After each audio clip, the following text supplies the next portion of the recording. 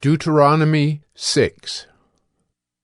Now this is the commandment, the statutes and the rules that the Lord your God commanded me to teach you, that you may do them in the land to which you are going over to possess it, that you may fear the Lord your God, you and your son and your son's son, by keeping all his statutes and his commandments, which I command you, all the days of your life, and that your days may be long.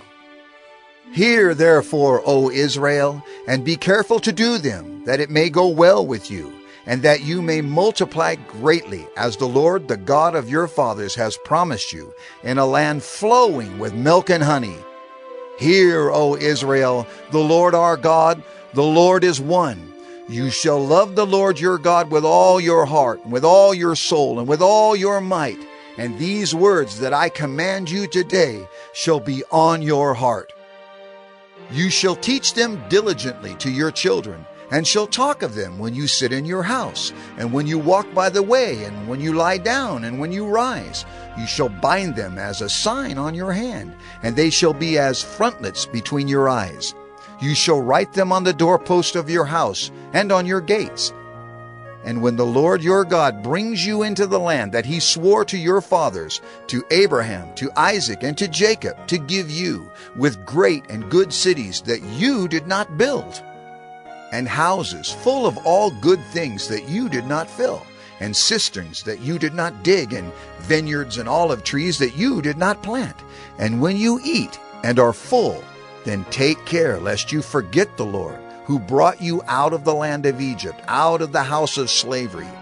It is the Lord your God you shall fear. Him you shall serve, and by his name you shall swear. You shall not go after other gods, the gods of the peoples who are around you. For the Lord your God in your midst is a jealous God, lest the anger of the Lord your God be kindled against you, and he destroy you from off the face of the earth. You shall not put the Lord your God to the test, as you tested him at Massah. You shall diligently keep the commandments of the Lord your God, and his testimonies and his statutes, which he has commanded you.